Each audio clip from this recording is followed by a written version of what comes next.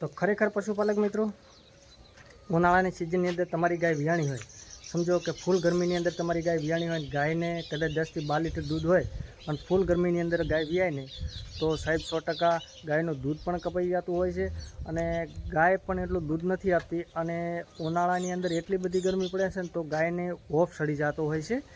વધારે ઓફ સડી જાય તો એનું દૂધનું રનિંગ કપાઈ જતું હોય છે અને ક્યારેક ક્યારેક તો વસ્તુ કેવી થતી હોય છે કે ઘણા ખેડૂત મિત્રો આની અંદર ગાયને દૂધ વધારે હોય એમાં ભૂલ કંઈક કરી બેસતા હોય છે કે ફૂલ ગરમી ગાયને સડી જાય છે.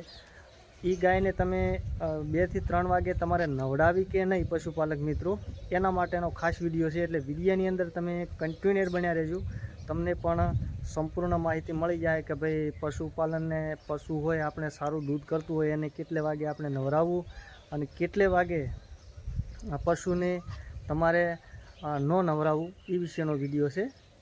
અને પશુપાલક મિત્રો અને ખેડૂત મિત્રો, ખરેખર આપણે પશુ કદાચ ઉનાળાની ગરમીની અંદર ગાય વિયાય છે અને કદાચ એને 10 લીટરથી ઉપર દૂધ છે અને એ ગાય વોપતી હોય છે અને ખરેખર અમુક સમયે ગરમી વધારે પડતી હોય તો એ પણ ટક્કર નથી કરી શકતી, કારણ કે ગરમીની અંદર દૂધ વધારે હોય અને દૂધની ગરમી સળતી હોય એટલે ગાય વોફવાનું વધારે ચાલુ કરી દે છે. તો ગરમીથી આપણે ગાયને સારી રીતે વ્યવસ્થિતથી આપણે દૂધ થોડુંક કાપે ઓછું અને થોડીક ગરમીની રાહત કઈ રીતે મેળવી શકીએ છીએ. તો ખાસ પશુપાલક મિત્રો, ખરેખર કે તમારું પશુ છે કે વધારે દૂધવાળું હોય છે એને તમે કદાચ તમારે આવો શેડ બનાવેલો હોય તો એની અંદર ગાય વધારે હોપવાનો પ્રશ્ન રહેશે, કારણ કે ઉપર પતરા હોય છે, તપતું હોય છે. અને બીજી વસ્તુ શું છે કે જો તો કદાચ તમારે સિસ્ટમ કરવી હોય તો ફુવારાની જે ફુગરવાળી સિસ્ટમ થાય છે એ તમે કરી શકો છો. અને બીજી વસ્તુ શું છે કે તમારી પાસે આવી સેફટી નથી તો તમે સારો ઝાડવાને સાઈડે તમે પશુને બાંધશો ને તો એને થોડીક રાહત થશે. ને કે ગરમીની અંદર છે ને અત્યારે ગાયો જે વધારે દૂધવાળી હોય છે પશુપાલક મિત્રો, એ ખરેખર વધારે વોફતી હોય છે. વોફ કરવાથી દૂધ પણ કાપી નાખતી હોય છે અને ક્યારેક ક્યારેક તો કેવું હોય છે કે ગાય વધારે વફાથી દૂધનું રનિંગ કાપી નાખતી હોય છે અને જીભ બારી કાઢી નાખતી હોય છે. અને ઘણા પશુપાલક મિત્રો શું કરતા હોય છે, એને બરાબર ફૂલ ગરમી સડે અને એને નવડાવી નાખતા હોય છે, પણ એને નવડાવીને, કારણ કે ફૂલ ગરમી સડેલી હોય કોઈ પણ તમારા પશુને તો પશુ ઉપર એકદમ આપણે પાણી નાખીએ ને તો ગરમી સડી જાય અને પશુનું મરી પણ શકે છે.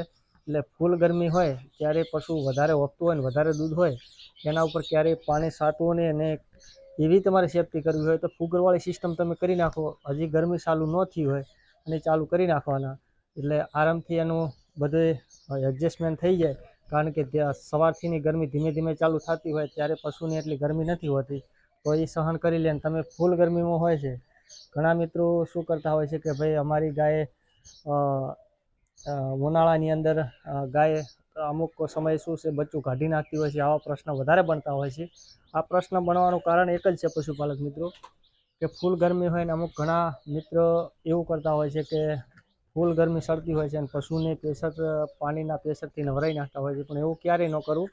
જો તમારે પશુને નવરાવવું હોય તો એનો એક ટાઈમ હોવો જોઈએ, કારણ કે તમે 10 વાગ્યા પહેલાં જો પશુને તમારે નવરાવવું હોય તો પશુ નવરાઈને ખવડાય, પછી 1, 2 ના 3ના ગાળામાં ક્યારેય નવરાવવું નહીં, કારણ કે ત્યારે ફૂલ ગરમી હોય છે. અને કહેવત છે કે આપણે ક્યાંક વસ્તુ એવી બનતી હોય ખેડૂત મિત્રો કે આપણે બહાર ગયા હોય કોઈ પણ કામ ઉપરથી આવી અને ઘડીક વાર સાઈડે બેસીને પછી 10-15 મિનિટ વીમો ખાઈને આપણે પાણી પીએ છીએ ને કે એમ કહેવામાં આવે છે કે તાત્કાલિક તમે પાણી પીઓ તો માણસને પણ કોઈ પણ વસ્તુ થઈ શકે છે. એટલે પશુપાલક મિત્રો અને ખેડૂત મિત્રો, ખાસ આની અંદર પશુપાલનની અંદર બહુ પણ ધ્યાન રાખવાની જરૂર હોય છે.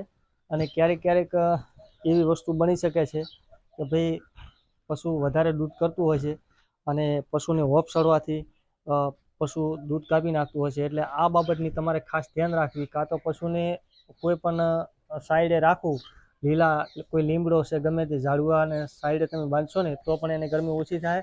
કે આવા શેડની અંદર વધારે જે દૂધ કરતા છે એને ગરમી પણ થવાની જ છે, કારણ કે ઉપરથી પતરો તપતો હોય ને ગરમી શા વગર રહેતી નથી. અને સિસ્ટમ તમે કરી શકો છો અત્યારે કાંઈ આમાં જે ફુગરની સિસ્ટમ છે એમાં 2500ની અંદર તમને મળી જાય છે. તો તો પશુપાલક મિત્રો, આજના વિડીયોની અંદર આટલું જ હતું અને ફરી મળીશું નવા વિડીયો સાથે. પણ પશુપાલક મિત્રો, જો અમારી ચેનલ ઉપર તમે નવા હોય તો ચેનલને સબસ્ક્રાઈબ કરવાનું ન ભૂલતા અને એક લાઈક કરી નાખજો. જય માતાજી.